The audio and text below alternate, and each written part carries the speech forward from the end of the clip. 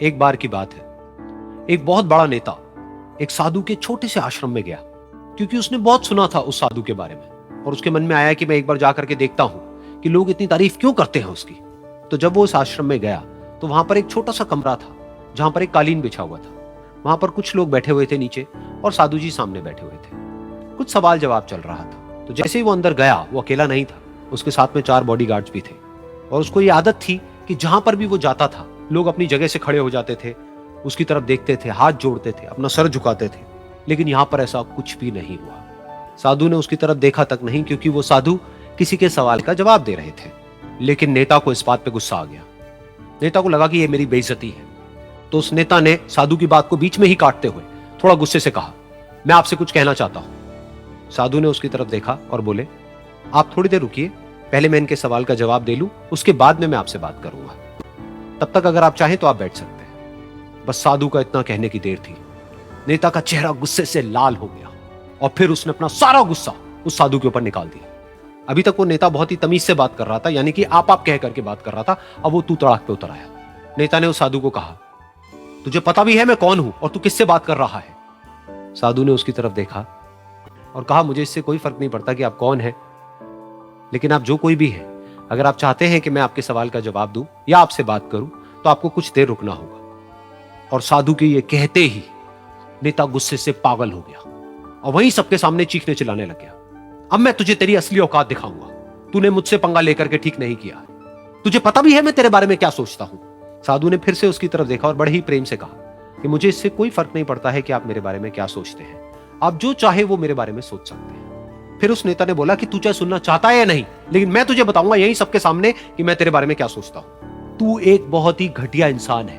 तू कोई साधु नहीं है, तू एक ढोंगी है, पाखंडी है और यहां पर जितने भी लोग बैठे हैं उन सबको बेवकूफ बना रहा है। तेरा बस एक ही मकसद है कि इन लोगों की जेब में जितना भी पैसा है वो सब तेरे पास में आ जाए। तू अपने फायदे के लिए इन लोगों का इस्तेमाल कर रहा है और अब मैं तुझे नहीं छोड़ने वाला। तेरा पर्दाफाश करके रहूंगा पूरी दुनिया के सामने। लेकिन उसके इतना बोलने के बाद भी उस साधु के चेहरे पर हल्की सी मुस्कान बनी ही रही। ये देखकर वो और तिल मिला गया और उसने कहा, अब बहुत हुआ, अब मैं यहां 1 मिनट भी नहीं रुकने वाला। लेकिन अभी भी तेरे पास में मौका है। अगर मुझसे माफी मांगनी है या मुझसे कुछ कहना है तो कह सकता है। इतना सब होने के बाद भी साधु बिल्कुल शांत था और उनके चेहरे पर एक मुस्कान थी। उन्होंने अपनी आंखें बंद कर ली। फिर साधु ने अपनी आंखें खोली, हाथ जोड़े और कहा कि मुझे आपसे कोई गिला शिकवा नहीं है। मेरे मन में आपके लिए कोई भी गलत ख्याल नहीं है। जो भी आपने मेरे बारे में कहा वो आपकी अपनी सोच थी। तो मुझे आप में कोई भी बुराई नजर नहीं आती है। मुझे आप एक बहुत ही भले इंसान लगते हैं। और साधु के इतना कहते ही नेताजी का दिमाग 7वें आसमान पर पहुंच गया। उनके चेहरे पर एक अजीब सी खुशी थी, क्योंकि उस साधु ने वो ही कहा जो बाकी सब लोग उस नेता को कहते हैं। और वो खुशी खुशी उस आश्रम से अपने घर की तरफ चला गया और जा करके अपने पिताजी के साथ में बैठ गया। उसके पिताजी की आंखें बंद थी और वो ध्यान में थे। पूरी जिंदगी उन्होंने सिर्फ लोगों की सेवा करी और बदले में कुछ भी एक्सपेक्ट नहीं किया। तो थोड़ी देर बाद जब उन्होंने अपनी आंखें खोली और देखा अपने बेटे को अपने साथ बैठे हुए, तो उनके बेटे के चेहरे पर आज एक अजीब सी खुशी थी जो आज से पहले उन्होंने कभी नहीं देखी थी। फिर उसने एक एक करके सब कुछ बताया कि आज क्या हुआ, किस तरह से वो आश्रम गया, वहां पर क्या हुआ, उसने क्या कहा, उन्होंने क्या कहा।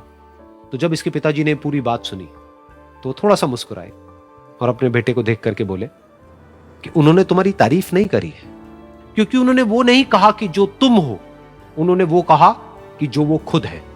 और तुमने जो भी कुछ उनको कहा वो नहीं कहा कि जो वो है, बल्कि तुमने वो कहा जो तुम खुद हो।